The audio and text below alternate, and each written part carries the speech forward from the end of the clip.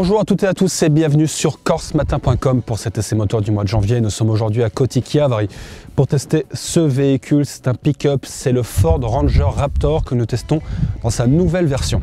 Forcément, c'est un gros gabarit, 5,36 m de long, 1,92 m de haut et presque 2 m de large sans les rétroviseurs. Il est plus long de quelques centimètres par rapport à la précédente génération de Ford Raptor. On arrive là à l'avant, donc forcément le véhicule dégage une impression vraiment massive. On a ici le logo Ford qui apparaît en gros, entouré de cette signature lumineuse des phares à LED qui vient un petit peu entourer le logo. C'est visuellement assez sympathique. Et on a ici là des crochets d'arrimage et enfin une protection en dessous afin de protéger le moteur. On a ici des jantes de 17 pouces, des ouïes d'aération. La garde au sol fait 27,2 cm, ce qui place très clairement ce Raptor dans la moyenne haute du secteur. On arrive au niveau de la benne. Voilà, on ouvre le coffre et il suffit d'appuyer 2 fois sur la clé afin que la protection se rétracte. Le véhicule fait 2500 kg, il a une charge utile de 620 kg. Et en ce qui concerne les capacités de traction, ce Raptor pourra supporter un poids tracté freiné qui pourra aller jusqu'à 2500 kg et un poids tracté non freiné qui, quant à lui, pourra aller jusqu'à 750 kg. Pour les équipements dans cette benne, on a ici 2 prises électriques, la première de 12 volts et la seconde de 230 volts. L'arrière dégage également une véritable sensation de puissance. Il y a aussi un côté un petit peu sportif grâce à ces 2 pots d'échappement. Enfin, en ce qui concerne les systèmes d'attache, on a ici 2 anneaux sur les côtés ainsi que le crochet d'attelage. Donc parlons un petit peu de l'habitabilité à l'arrière. Forcément, avec un véhicule qui fait 1,92 m de haut, on ne manquera pas de place au niveau de la tête. Au niveau des jambes, si 2 personnes de grande taille s'assient l'une derrière l'autre, ça sera peut-être un petit peu serré, même si ça sera rien de bien méchant, mais il faut quand même le noter. On a des sièges qui sont vraiment très confortables, en cuir, avec de jolies surpiqûres orange. On arrive dans l'habitacle du véhicule où l'on note tout de suite un côté premium par rapport aux autres pick-up qui est vraiment appréciable. On a ici des inserts en Alcantara qui sont vraiment de bonne facture. Pareil, là, des surpiqûres qui viennent apporter un petit peu de relief à l'ensemble. On a des sièges type aviation qui sont vraiment confortables.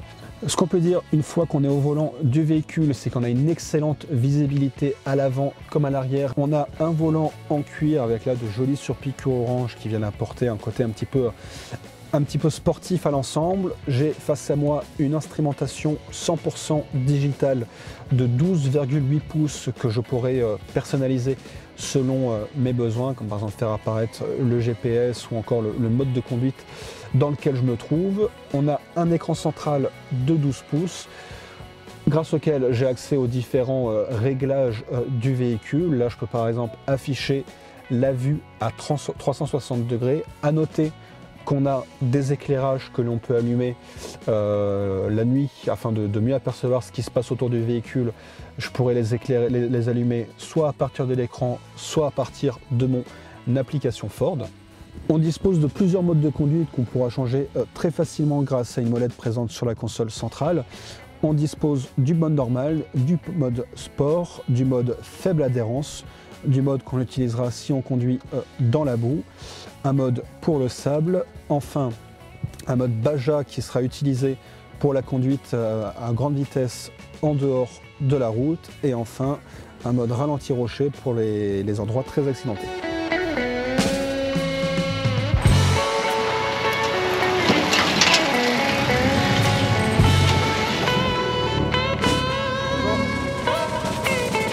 Nous voilà au volant de ce Ford Raptor. Donc comme je disais tout à l'heure, on a une excellente visibilité aux alentours du véhicule. On est de plus assis assez haut, ce qui fait que ça accentue véritablement la sensation de sécurité que l'on a lorsqu'on est derrière le volant. Du point de vue de la motorisation, on a un moteur essence V6.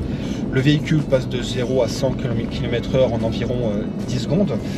Et c'est vrai que ce moteur se montre assez nerveux pour presque faire oublier les 2500 kg du véhicule. C'est vrai qu'il propose franchement de bonnes accélérations, c'est assez surprenant lorsqu'on le conduit et qu'on voit un petit peu son gabarit. Il se manie de plus très facilement, il a une excellente direction.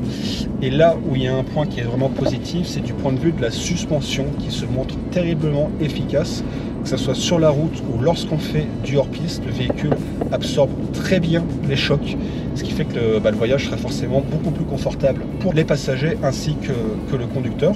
Du point de vue de la consommation, lors de notre essai qui a compris de la conduite sur route et de la conduite hors piste, on est sur une moyenne comprise entre 10 et 13 litres au 100. On a avec le moteur essence une boîte automatique de 10 rapports qui se montre vraiment efficace, que ce soit sur la route, les rapports s'enchaînent très facilement et aussi et surtout lorsqu'on fait du hors-piste et qu'on utilise les différents modes de conduite.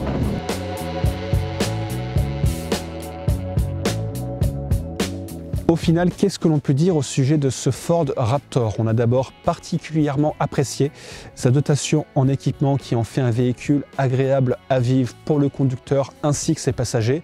C'est également un excellent utilitaire grâce à la taille de sa benne et sa capacité de traction.